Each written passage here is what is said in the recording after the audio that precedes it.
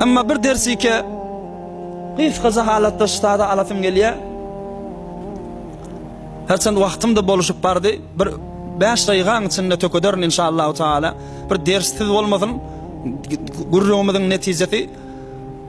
Peygamberimiz aleyhissalatu vesselam'ın bir awadan ahlagy ki gerek her bir musulmanyň şol ahlak bolmasy, her bir benni ki sana yaxşylyk edýär.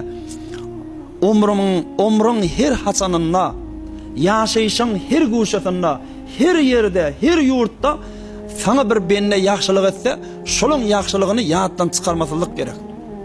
Maňa näme diýilýär? Husnul ahd minel iman diýilýär. Peygamber zanyň sözi, husnul ahd minel iman.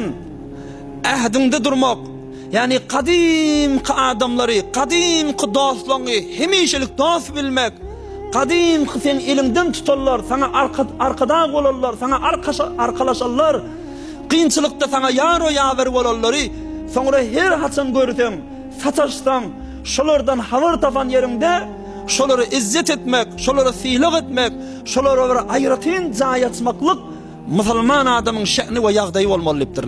İmanlı adama gerekli kılık diptirler. Ve bizim Peygamberimiz aleyhissalatu vesselam'da bar kılıkın belirtmiştik daha.